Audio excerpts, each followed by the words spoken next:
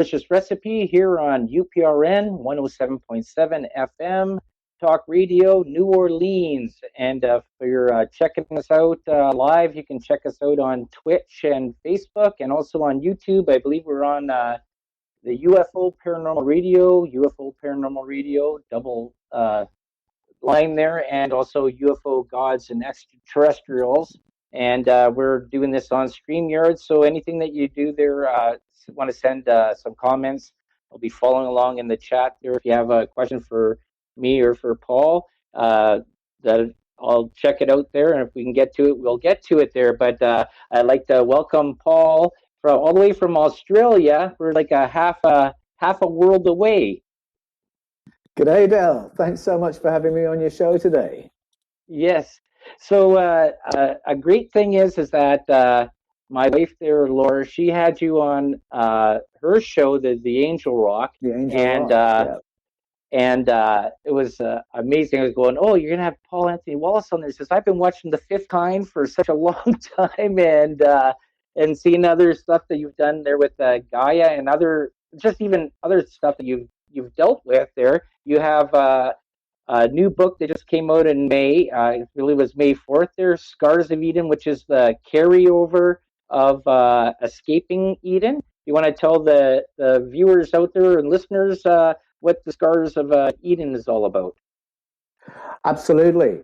Well, the Scars of Eden ask the question of whether our ancestors confused ideas of God with memories of ET contact. And that's some of the territory that I covered in Escaping from Eden. And my way into it was from a background in Christian ministry, studying the Bible, training pastors in how to interpret ancient texts, the Bible in particular. And through my studies there, I found anomalies in the stories we tell from the Bible, things that didn't quite make sense, didn't tie together. And as I drilled down into them, I realized they were all translation questions, and that when you do a translation flip on some key words, those ancient texts line up with narratives all around the world that have a quite different explanation of human origins in them. So that was Escaping from Eden. I knew as soon as Escaping from Eden had been published, I was going to have to go further, not least because of the enormous response from people contacting me, reporting their own anomalous experiences that had busted them out of their old world views, or close encounters that had convinced them we're not alone on the planet. I had a lot of people contacting me who were veterans of war, who said that they had been deployed in operations that they thought were to do with the published goals of incursions to rescue people groups, to wrest weapons of mass destruction from foreign tyrants. And it turned out they were actually on archaeological missions, all linked with the world's most ancient stories regarding paleo contact. And that brought them to me. But the Scars of Eden, the title itself, is a reference to what's the legacy in our geopolitics, in our psychology as a species, the clues in the world today that point us to this different explanation of beginnings that's in our ancestral narratives all around the world. And the Scars of Eden just picks open that topic and looks at some of the implications that flow from that.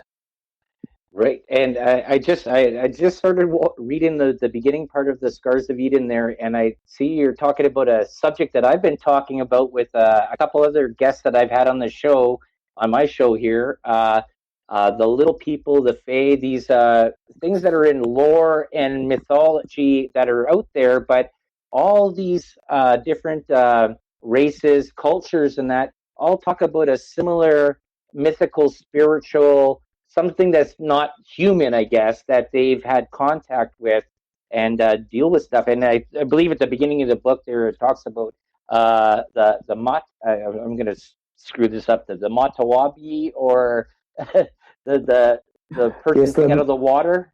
Yeah, the Mami water is the more recent name that's been given to the phenomenon in Ghana. The Mahurani tradition is another name for it in another country, in Kenya. But I found that those narratives occur all down the eastern seaboard of Africa, down to the southern cone, all up the western seaboard, into the Caribbean, as far east as the Philippines, India, Greece, Europe, the Celtic countries, the Norse countries. They all have stories, as you say. They have different language, different metaphor they use, but they're all talking about a non-human presence occupying planet Earth with us, who have a hands-on involvement in our geopolitics, in our history as a species. And I mean, you mentioned the Fae tradition, and people might hear that word or hear the word fairy, and they think of something sweet and gentle like Tinkerbell, not realizing that those stories, if you listen to how they're told in the Celtic countries, they're not nice stories. They're stories of abductions. They're stories of hybridization. They're stories of violence against the human population on planet Earth. And so a lot of what I do in the Scars of Eden is go back to stories that we may have listened to one way and say, let's listen again. Let's translate some of these words. And let's give a more open ear to stories that we've dismissed as fiction. But the moment you see the international correlations and the correlations through history, that's the moment you think, we're being told something here. Our ancestors have curated a memory very, very carefully and deliberately to inform us about the world we live in.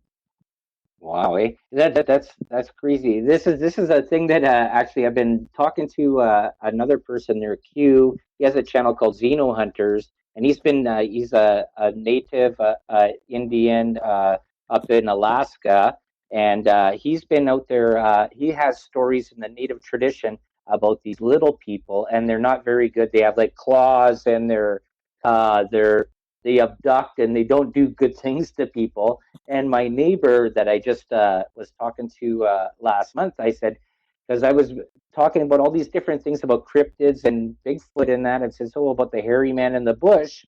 And that says, oh, our native tribe, our reserve doesn't really discuss that one. We are afraid of these little people in the bush, and they abduct people, and they're not very good. And like if you I guess the word pissed them off, they come back and they do nefarious things to your house and to your family members. And then I was looking into more stuff into this, and I had another person, Varla Ventura, very good. She wrote a whole bunch of books about the little people, and this is like a story that like these. This is in lore. Like this is, you think about it. In a one part is that you're thinking that it's to scare your children from not going out at nighttime and running away from home, that there might be something out there, but these are actually things. They put shrines out there, they leave little totems out there, sometimes some tobacco or alcohol or stuff like that. You have the same thing. Go on.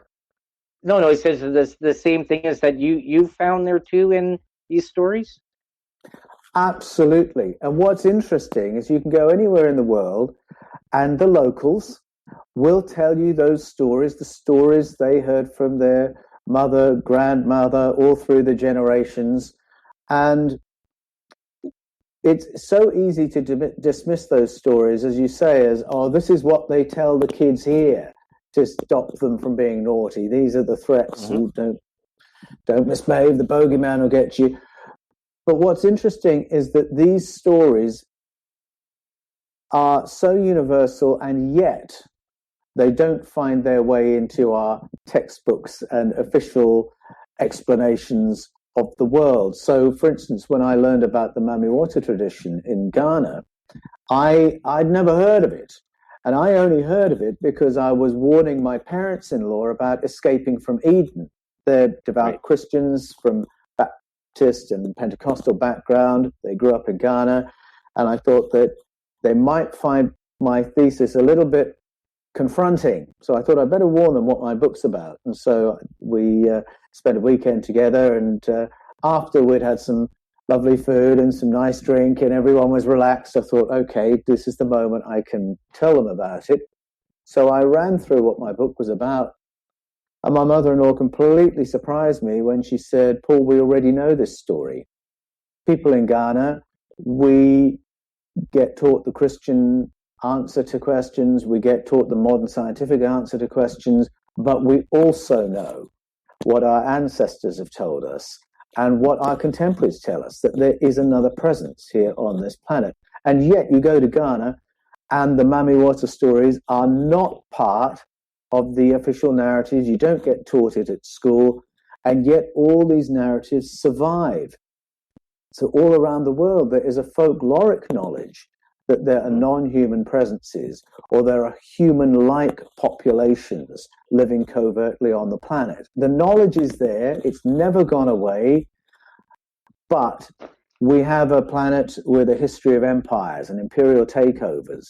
And what's often happened through that history is that the invading force arrives and obliterates the old stories with their new story. So just as an illustration, when the Spanish and Portuguese forces landed in Central and South America, they arrived with their letters patent from the kings of Portugal, Spain, and the Pope to use whatever force was necessary to subdue that territory and take it for the church. And they literally burned all the texts that gave another explanation of beginnings, executed the priesthoods who might stand up and give alternative explanations, and then they planted their churches and their schools that would now give the official story of who we are, where we're from, what's going on the planet, our place in the cosmos. And so you can see there's a very deliberate extinction of the indigenous knowledge. It's still happening in Australia. I mean, as we speak, I'm sorry to say, there are ancient Aboriginal Australian sites being destroyed and being threatened so that the hard copy of a culture that's more than 60,000 years old will be gone. And there will be no alternative narrative to the one that the Brits brought with them when they invaded Australia all those years ago. So these things keep happening. And by and large, it has been the religious stories of Islam and Christianity that have been layered over the top of earlier cultures. And then, of course, since the Renaissance, we've had the scientific worldview and the scientific explanation of things. And yet, these old narratives don't disappear. And in the Scars of Eden, I talk about how they managed to survive and resurface. And if we listen with an open ear, we realize there is this other explanation of who we all are. Well, this is an interesting part that comes into. I caught this at the end when you were talking with Laura there about this and about dealing with frequency and energy and the way I guess I grew up in the United Church, then Pentecostal, baptized Catholic, baptized in the Holy Spirit, the whole thing there. And I always started asking questions a long, long time ago, never ever got answers. And I sort of really, I've been dealing with this for a whole long time there, just trying to find, because I think that the history is so disjointed, and I find it really, really funny that people that don't believe in spirits and stuff like that, that are actually believe in religion and that. And I think about this, the story of Job, and that was the whole thing where Satan goes down and tempts Job, basically takes away everything from him to show that he will never ever love you, but he still ends up loving God afterwards. But there was this whole talk about this hierarchy of gods, I guess you would say Elohim gods, spiritual, paranormal, I guess you would say, anything that would be, I guess you could put ET in that way too as well, right? Something that is not human, that is different from what we know as ourselves, right? And the Bible, the whole Old Testament is just littered with supernatural entities. Like, it's unbelievable. It is. It's littered with what we might call supernatural entities in traditional language. We might now refer to them as advanced species, to use more modern language. And the Book of Job is a great example, because there you've got entities that we're not sure what we're looking at. We've got this sky council that seems to be populated with some entities who are physical, superior, advanced, and others that seem to be almost archonic, energy-based entities. So we've got the character in the Job story whose goal is to try and distort the thinking of this person and lower, to use contemporary language, lower his vibrational level to a point of depression, despair, to the point where he'll no longer work for the powerful one that he's worked for before. And it's a horrible story the way it starts in the beginning, because it's almost like a picture of, two naughty boys toying with an ant and a magnifying glass. And it's that same lack of empathy towards him. It's absolutely horrific. It's been rewritten so that it comes off more like a God story in the current reading. But Bible scholars, there's a pretty broad consensus that the book of Job may be the earliest piece of literature that found its way into the Hebrew canon, and that it may have begun its life as an Arabic document. So long before Judaism as we know it, this story comes of this sky council, of these totally non-empathic entities toying with human beings, and then it's got rewritten and rewritten. But the roots of it are still there. The original ugliness of the story and the incongruence of it is still there. You can't miss it. And it's one of a number of passages in the Hebrew canon that talk about this sky council, this, to use Haim Eshed's language, Haim Eshed, the former chief of space security for Israel, who spoke just before Christmas, he calls it an intergalactic federation. Right. Yeah, you were mentioning... It's the same thing. It's the exact same thing. This body of ET demographics, quite diverse, quite various, bumping up against each other as they conflict with one another over how to best manage Project Earth. And we get glimpses of that all through the Bible.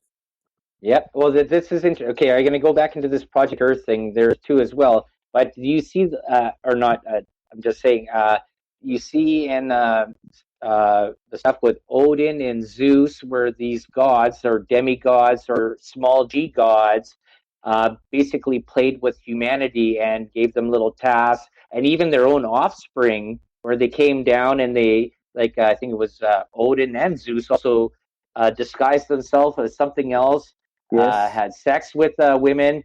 They created a demigod like Hercules or the rest of all the rest. There's a whole bunch of them. Anyways, the stories. There are. But it was just a whole thing of they were bored and just playing around with humanity and seeing how much we could torture them or do stuff. And then, well, we didn't like what you're doing with this person. And then another god would go in. Well, I would go in. Like, it's almost like the whole thing with Satan and Job, right? Well, this person's not going to love you. Let me see how much I can torment this person that he falls away from you and doesn't like you anymore, right? Yes, exactly. There's a lot of that in narratives all around the world where humans are being toyed with, in effect. And there are other stories that seem a little bit heavier duty, where different human populations are sent out to war against each other, not because they've got any argument with each other, but because the entities governing over them are having a fight, annoyed with each other, or they're literally competing for hegemony or for resources. And all that gets airbrushed over to try and turn it into a story of God and the devil, worship and apostasy, obedience and sin. But even in the current translation, you can see that doesn't quite wash. The shape of the old stories is really still visible. Another thing there too is that I'm going to just not quote into Bible stuff, but just even stories, because a lot of stuff that's in there. I remember this whole this story about them marching around. I think that's Joshua or Jacob. I can't remember what it is. And they marched around for 7 days, drumming their drums and blowing their trumpets to blow the walls down. I think there's even a church children's song about that too. Yes, and this Jericho, this whole, that's right. yeah, the walls of Jericho, yes. And the whole thing there is that I guess there's little sort of hidden things that might be written in there about vibration and frequency. You wonder that they're marching around doing this rhythmic march and then blowing their trumpets to break stone. You ever find anything? Yeah, it's very, very intriguing. It's one of a number of ancient references, either in texts or in carvings, that suggest there may have been sound technology used to manipulate matter in the ancient past, either to build or, in that case, to demolish. And it's one of a number of moments where I think what we're looking at is technology that the ancients didn't understand, and some of the technology we don't understand. Certainly when it comes to just sound manipulation of objects, we're just beginning to get into that now, and the creation of standing waves and things like that. But there are other technological moments which translators in centuries past would have had no technological grid to understand what they were being told. And now in the 21st century, we actually have those frameworks and can read those ancient texts and say, hang on, is that a laser? Is that a wormhole? Is that a flying saucer? Is that an abduction? Is that in vitro fertilization? We've got all this other language now to begin to recognize the old stories, which have, fair's fair, been curated so faithfully in terms of keeping the original language that we can now go back and have another go at translating it and perhaps get a clearer picture of what it was all about. Well, that's the thing that I've sort of been looking at there too, is that it's so sad how I guess the game of telephone works, right? When you go and translate and you move scripture or just even old language, and then it gets translated. And I believe there was a part that you had talked with Laura there is about back in the BCE time, where they sort of amalgamated what books were going to be in there and what was going to be said, and how the scribes curated it. Then later on, then you get that the Council of Nicaea, where they decide what's going to be canonical books and what's not. And it's just sort of really interesting how religion sort of molded history due to power and not to the word. And I just want to get back into this one part here. Fourth Esdras, there's this whole thing about he's going to be releasing the books, whatever, right? I think what I have there, the first 24 books that I write, publish openly, and that are worthy and unworthy may read them. And then I think in 46, but keep the 70 last, that you may deliver them only to such to be the wise among the people.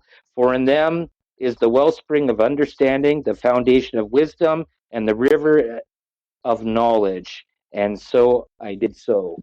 I just sort of, that's not even in the regular stuff. That's always, it's non-canonical. They don't allow you to look at that stuff, eh? Well, you're allowed to look at it, but it's not in the not taught, the official. I mean. Yeah. No, that's right. It's not, and it's not in the official list of the biblical books. And it's interesting the formation of the Bible, because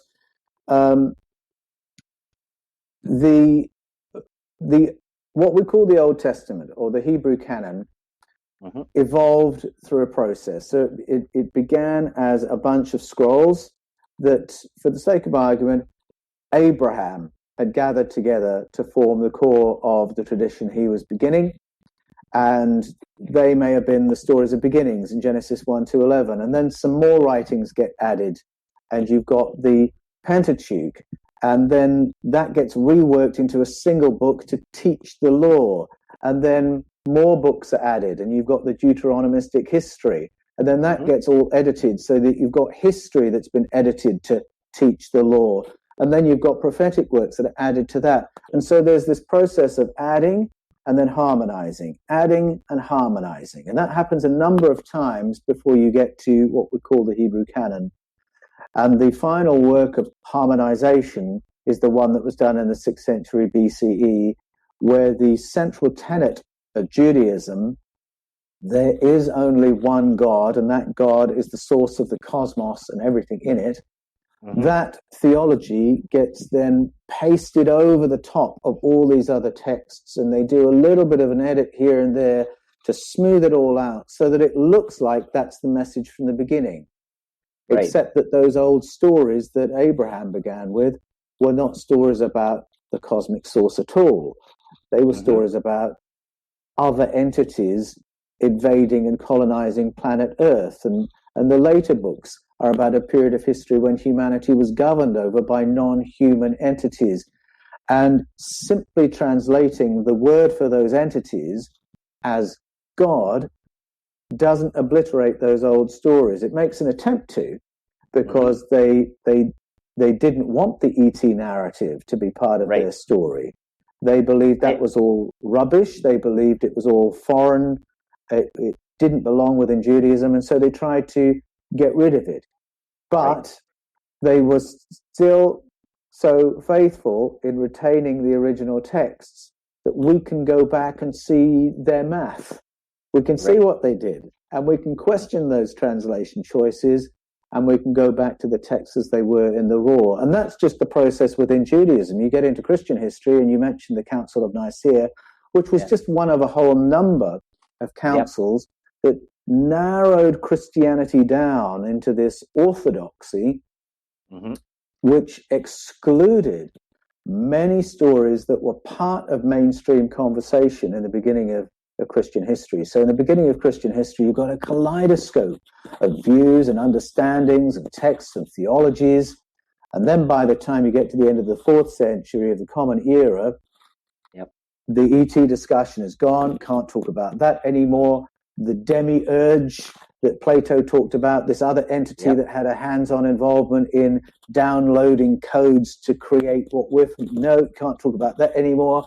Everything is in the Gnostic Gospels that relates to astral travel, can't add that anymore. Archons, get rid of those. It's all gone, except not entirely. It's all been buried for its protection in the Nag Hammadi desert to surface centuries later. And meanwhile, the empire's rolling along with this narrow orthodoxy that everyone has to believe. And just seeing that one process of taking control over what people believe through Roman history and the history of the church, you read that story, and then you can look at more recent history with a different lens on and realize, okay, what were the narratives that got buried here? What were the narratives that got buried here? And what were the texts that resurfaced here to tell the old stories? And it's the correlations of the old stories that will really catch your eye and make you realize there's something here. It's not just stories that got onto a list of forbidden books. There's real information and real knowledge with an implication as to who we are and how we live on this planet.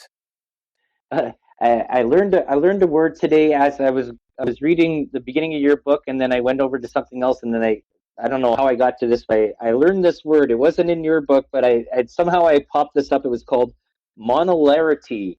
It is the belief in the existence of many gods, but with the constant worship of only one God. And I never even heard this term ever before. And as I was reading there, somehow I popped onto this other thing there. And it goes into this whole thing when you're looking back into these, like the Sumerian texts. You're talking about Gilgamesh and Enkidu and the travel of going down to the gods, traveling underneath the ground, going through there to try and bring his friend Enkidu back to life. But he was also and dealing with demons.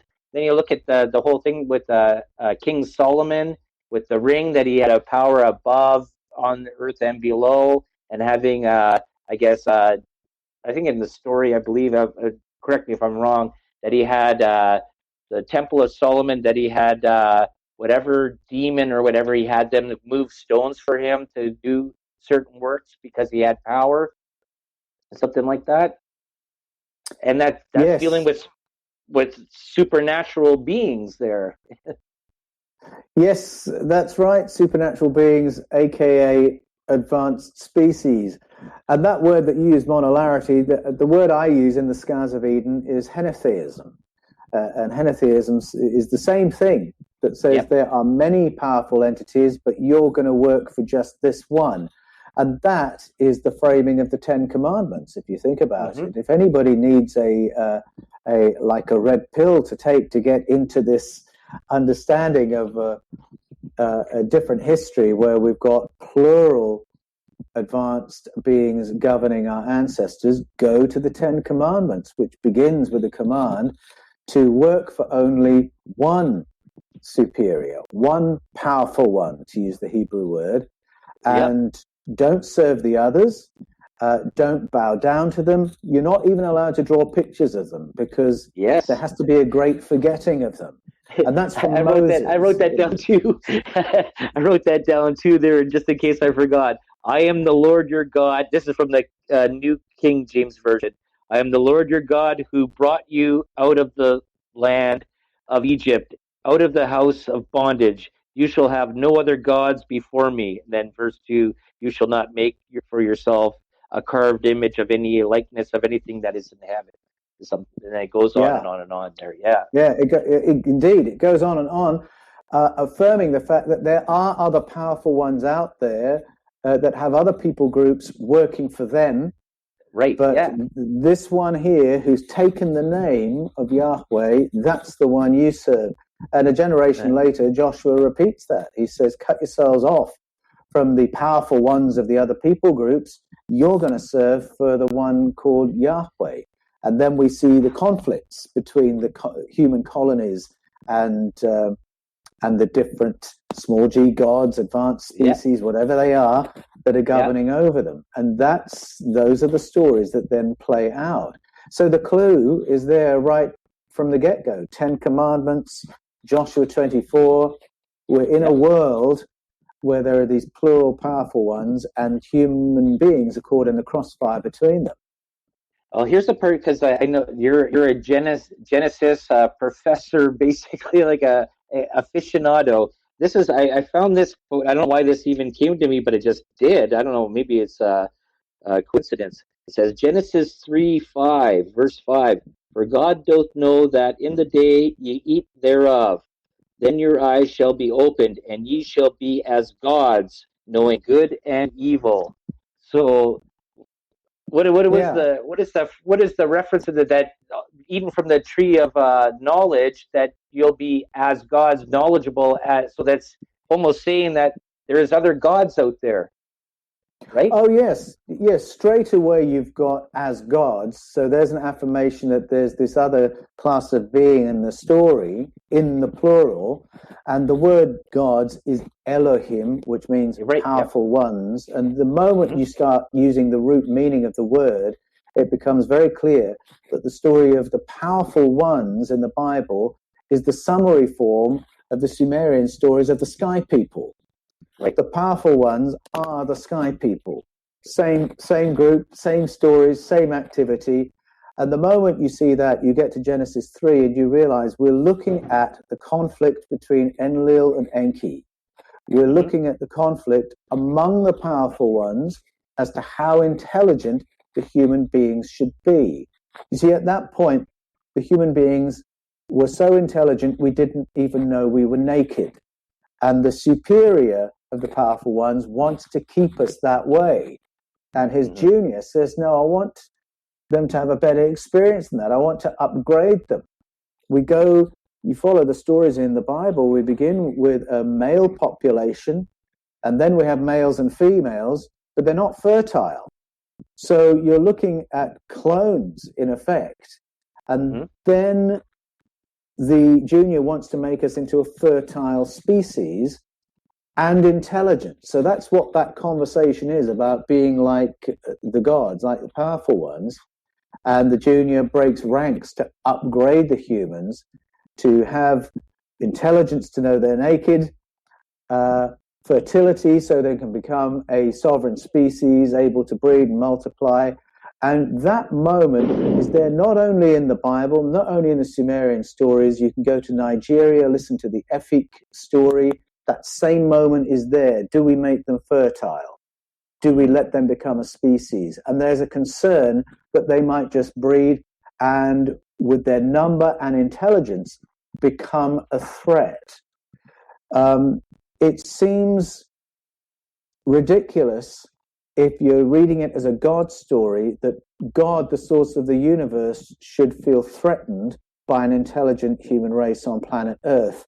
Right. But you start reading it, translate it, read it alongside the others, and you realize, no, this is more analogous to the slave masters in the southern states of America feeling frightened by the huge slave population and having to terrorize them and brutalize them in order to maintain control. And that's a better analogy of what we're looking at in the change that comes in Genesis 3 when we become an intelligent species. That's what they were worried about. See, this comes in. This is a theory that I have here, is that we have, if we just go from the Bible story with Adam and Eve is just one little section. I'm wondering if there was pockets of Adam and Eve's all over on the different continents that there's, because everybody has a sort of a beginning story. And I even think to the part there, even with the Noah and the flood, when the one son runs away, he goes and creates a whole new clan of people. Well, where was the woman from if there was only those people on the boat? Like, where are the rest of the? If Yeah, you only have this a number of exactly. people. Same thing with Cain and Abel. Like, he takes off, and who did he impregnate? If there's only like, Yes. Cain and Abel is the really intriguing one because we've got this little story of Adam and Eve, and then they produce Cain and Abel, and then Cain gets and then ostracized. Seth later, yeah. He's frightened of the other people he's going to bump into. Well, who are the other people who won't know who he is? And that's one of the Right. clues that the Eden story is about an enclosed zone where the powerful ones have been engineering us and then deploying us for their own purposes. And they've done that from a primate population or hominid population. And that's what's outside the gate. Those are the violent ones who might kill poor Cain. Mm-hmm. And it is echoed if you go to Guatemala and you listen to their recollection of the Mayan story of beginnings, which is now written in the Mm-hmm. Popol Vuh. And they talk about Homo sapiens being the outcome of a series of experiments conducted by the ET colonizers. And those experiments resulted in us and some other ape-like creatures that live in the forest. That's the phrase. Mm-hmm. And so we're looking at a populated world with us and then some others similar to us. So we've got that going on in that story. There's a really intriguing moment in the story that begins with Abraham. And I'm coming to believe that Abraham is a far more ancient figure in human history than we believed. Abraham and Sarah are the beginnings of the world as we know it in the Hebrew canon. Right. And you go to India and you'll hear the stories of Brahma and Saraswati. And they are the founders of humanity in that tradition. And I think we're looking at the same figures. I mean, the names are virtually identical. Abraham, Right. Sarah, Brahma, Saraswati. In the East, they're recognized as progenitors of humanity, not just of one group. Well, Mm-hmm.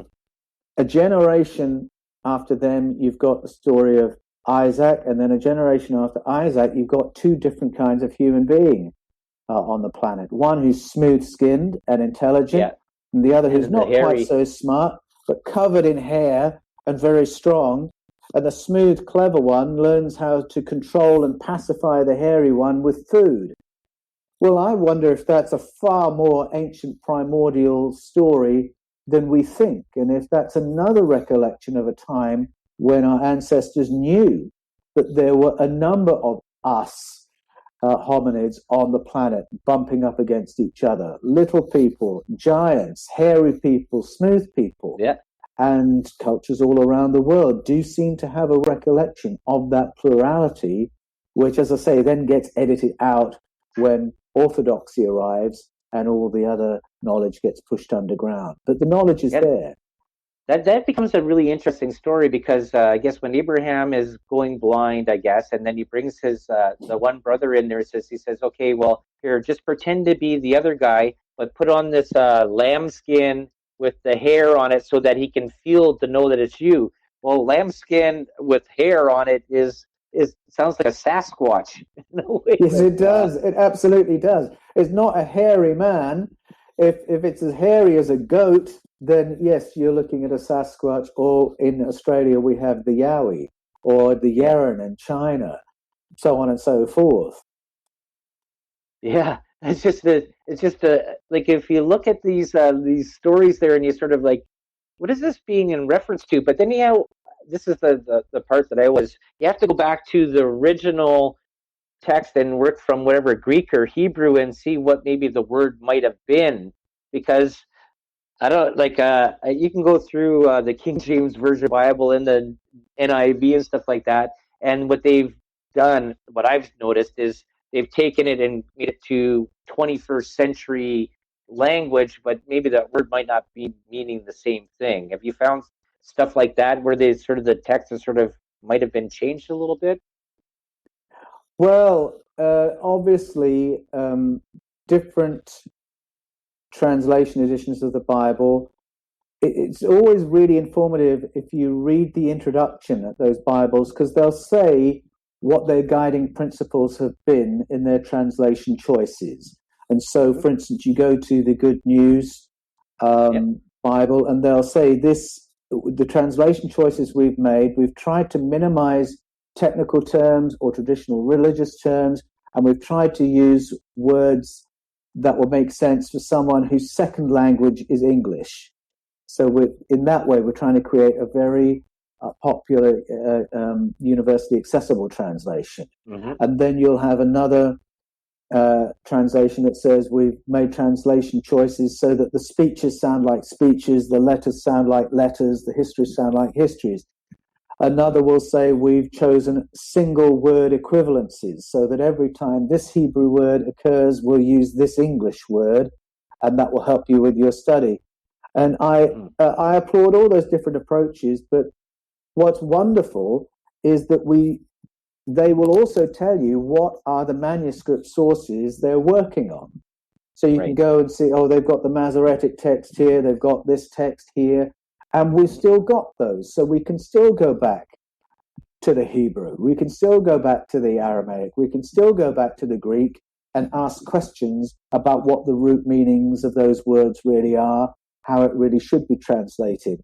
And so in that sense, we really have to applaud the fidelity of transmission that the Hebrew scribes had in maintaining the ancient texts, because it puts us in a position now where we can challenge long-standing translations and go back and propose something quite different.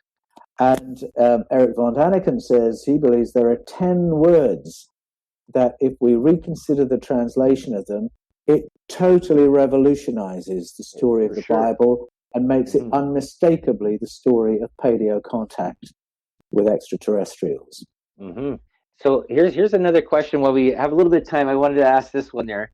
What do you think of the story of Lilith in Genesis? There's been a lot of controversy about this, about Adam having a first wife that was Lilith, and then having Eve that was taken from the rib.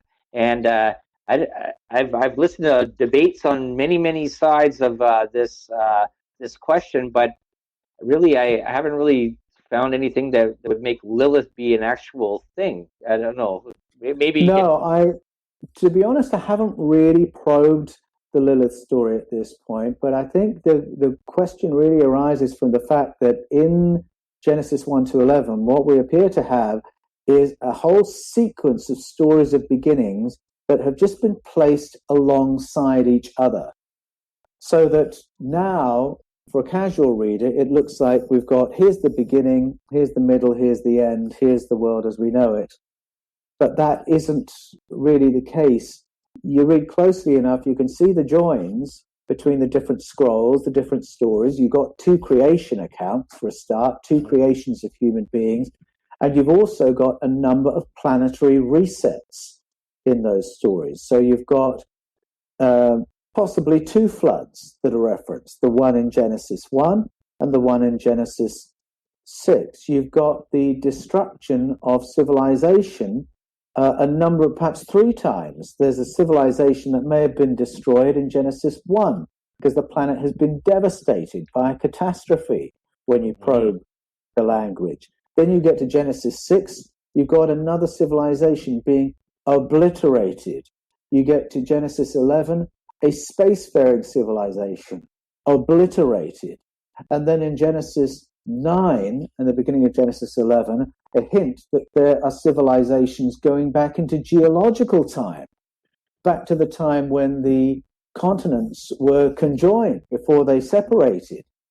And so there is a possibility that you're looking at a number of civilizations, a number of genetic engineerings of intelligent life on Earth, and that's where people begin to find the room for here's a co-ed humanity here, Adam and Lilith, those stories, and here we've got the Adam and Eve stories, and now we've got the upgrade stories, And it's very possible that we've got a number of starts from totally different periods of the planet's history that have just been all pulled together in those early chapters. And then Genesis 12 is a story of beginnings as well, because there's the father of humanity, if we take the Eastern versions seriously, of Abraham and Sarah and two different kinds of human being.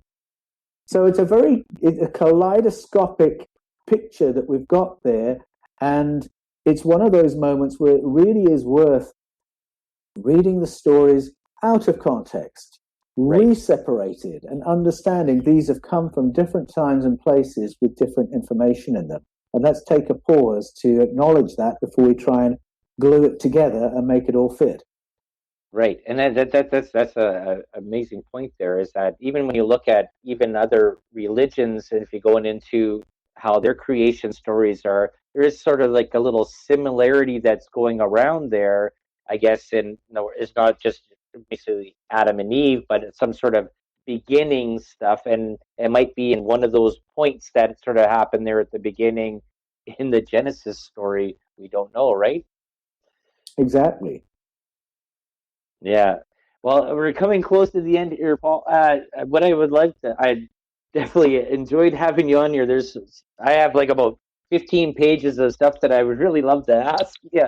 We're running good on near you, to the end. We'll have to do it again. Oh, for sure. Yes. And just besides the Fifth Kind YouTube channels and that, just tell everybody there about your book again there quickly, and the YouTube channels and your shows, because I watched them. They're great. Sure, thank you. Well, for the Scars of Eden, you can go to Amazon, Kindle, Barnes & Noble, Book Depository, wherever books are sold, get hold of your copy. And if you'd like to get in conversation with me, then go to the Fifth Kind TV on YouTube or to the Paul Wallis channel on YouTube. I'm always in the comments having conversations with people. And my website, paulanthonywallis.com, that's Anthony with an H, Wallis, Wallis. If you go to paulanthonywallis.com, you can contact me through my website as well. Many people do coaching with me, and it's through the website that I set that up. Awesome. I really appreciate you being a guest here on the show, and I love talking to you there. And how's it going in Australia? Well, we're going all right. It depends what part of Australia you're in, and I'm very happy to be in a part where things are a little bit quieter, I'm pleased to say. But we're looking forward to being able to travel the world again, which I'm really missing. Yes, me too.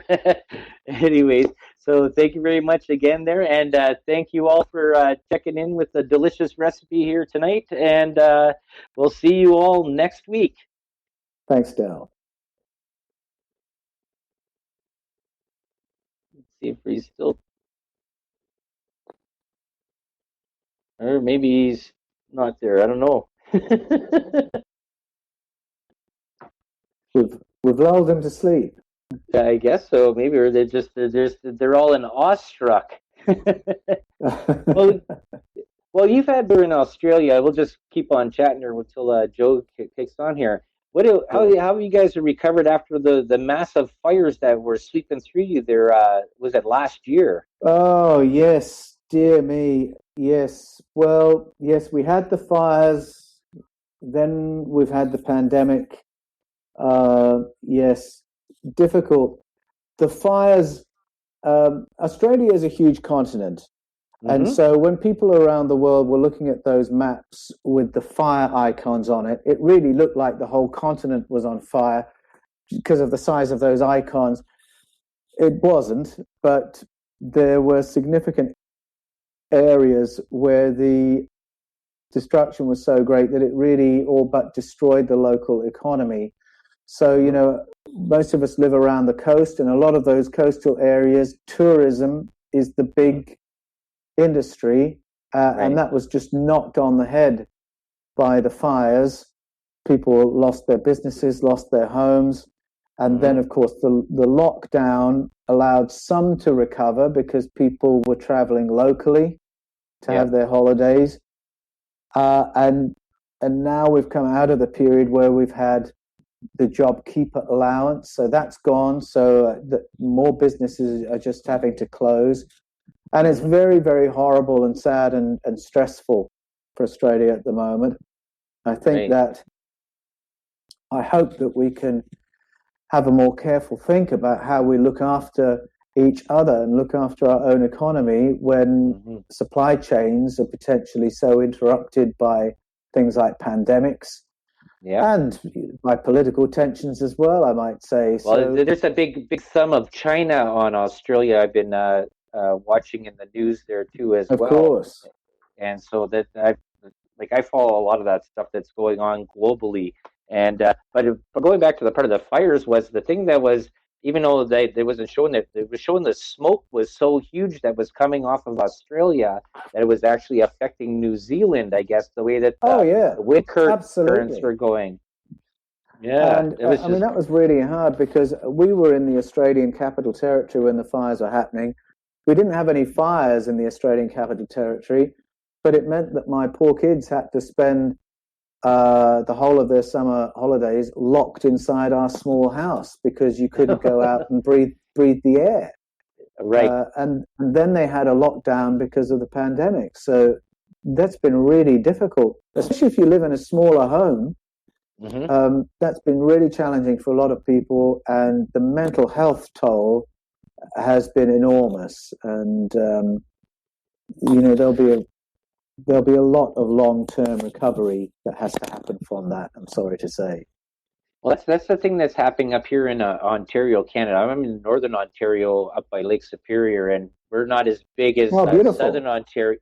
Southern Ontario is Northern Ontario, I think, is population is like 780,000, whereas Southern Ontario is like a bunch of millions, right? So it's we're not as a little bit more spread out than that. But even people here is that noticing not being able to get out and move around. Like, they've locked down borders. We can't go to the U.S. We're only from my place here. We're about 45 minutes from the U.S. border. Most of Canada's close to the U.S. border, basically. But one great thing is that I have a camp that's 20 minutes outside of Thunder Bay that I go to, and it's just a miracle place. It's awesome. Is that you, Joe? It's nice that you can do that. We're really lucky where we live now that we can get out into nature and not feel locked down, and we can travel interstate at the moment. So that's in Australia that's very significant. But I would like to be traveling the world right now. I get invitations to attend events and conferences in the States, for instance, which I would love to be at. I'd love to be there selling my book, but I just can't go. And it's a shame. And also, I mean, my kids, I don't know how this will play out, how long this will go on for, but I was very fortunate that when I was growing up, my dad worked for the airlines, so I was able to see the world. And I would love for my kids to be able to see the planet that they live on. And at the moment, I'm not sure we're ever quite going to get back to that point. Certainly not without being jabbed on a regular basis, which is a bit of a worry. Actually, there's an interesting place that's north of Australia. I think it's north of just out of the Philippine Islands, because I think the Philippines is, what is it, about 1,000 islands there that are whatever the Philippines. Pinoy, you ever hear Pinoy? They have a really. I actually was watching. I think it was last year, a bunch of shows in that about really weird supernatural. And little people that are around there too, but supernatural beings that are around there that are really prevalent in their culture.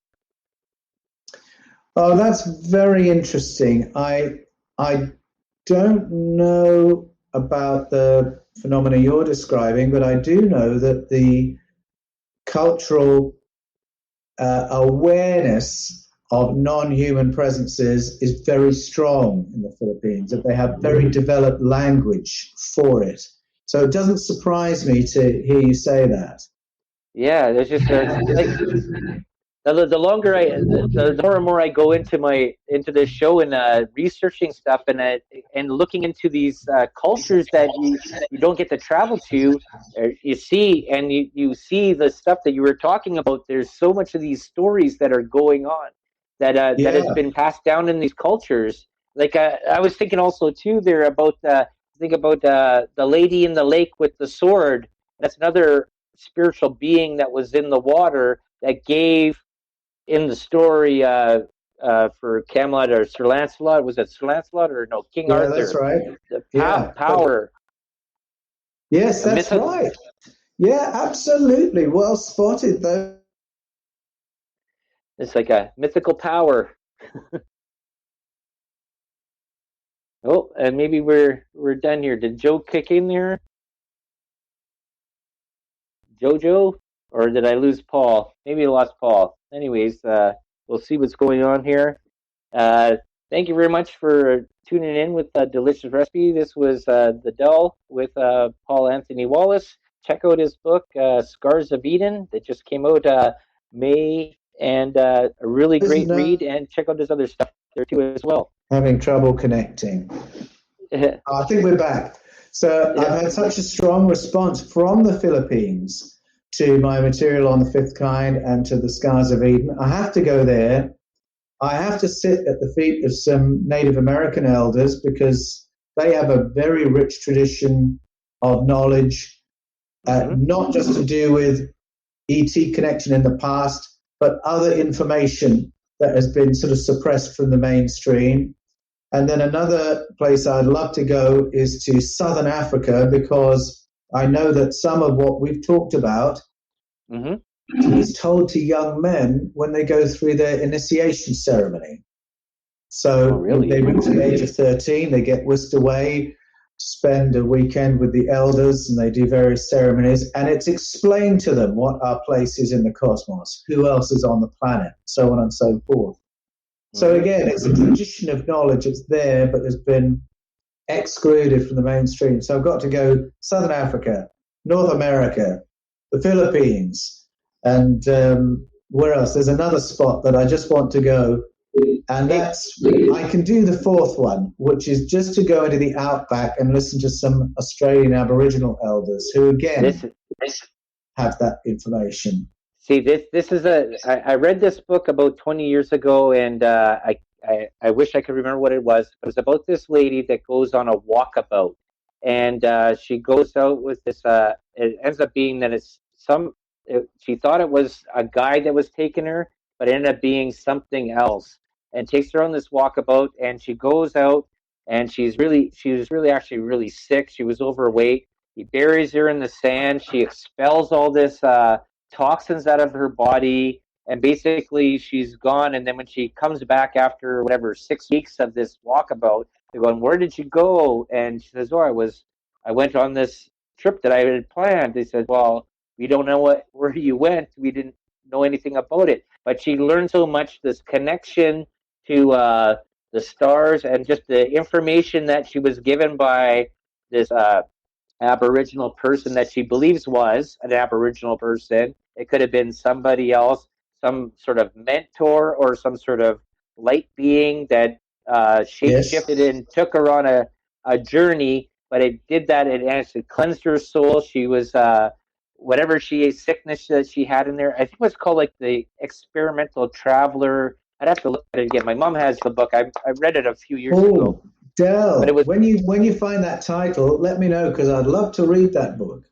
Yeah, it was a really quick read, but it was really really interesting because she basically it's about disconnecting from technology, disconnecting from everything, and feeling the vibration of. This is what the guide was telling her, is that about feeling and connecting and feeling stuff, and the energy and that.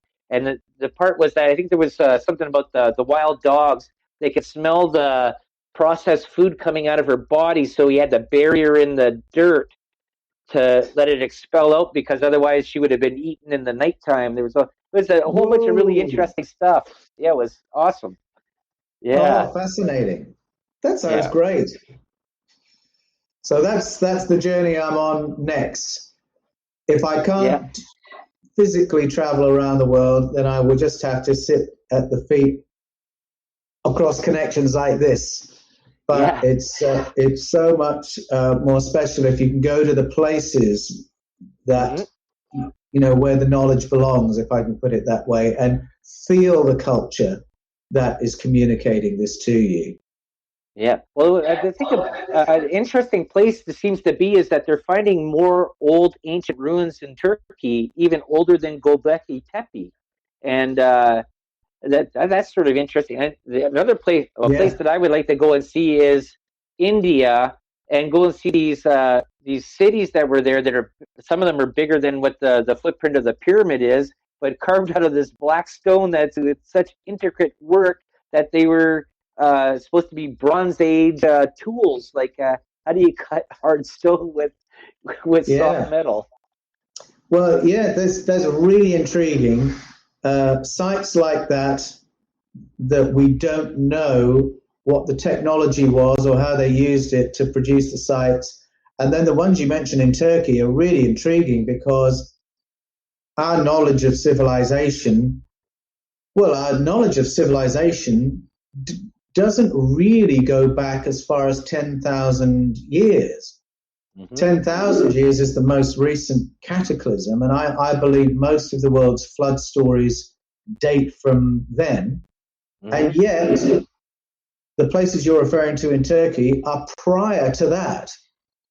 So I think that's an example of a civilization we really don't know anything about, because it's before any of the beginning stories that we know.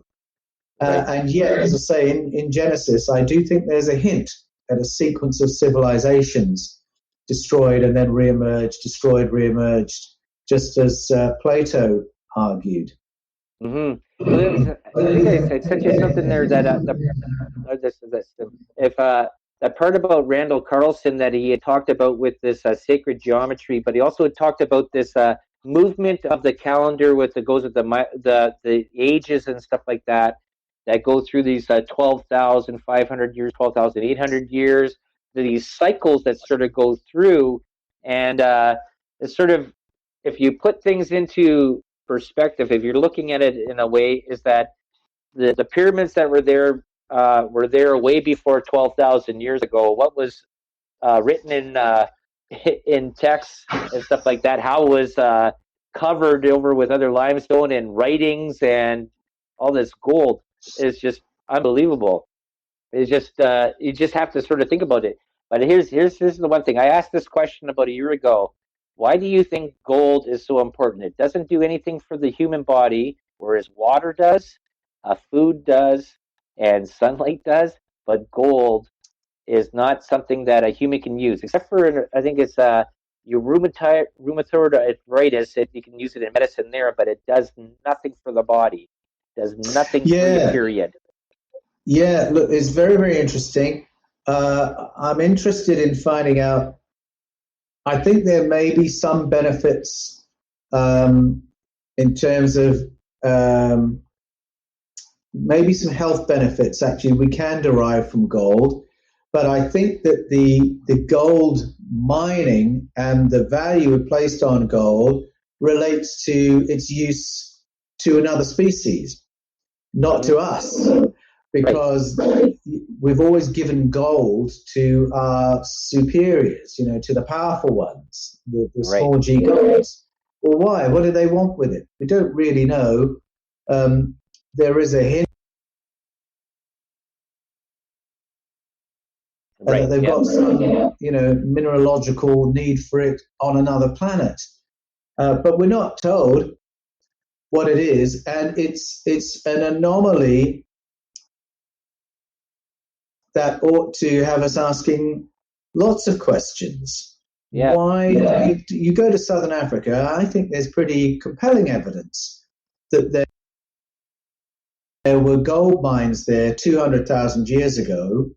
So long before there was a human civilization. Our ancestors were here, and they looked apparently pretty much like us, but we weren't smart enough to farm, for instance, or to build cities, but we were smart enough to work in someone else's mine.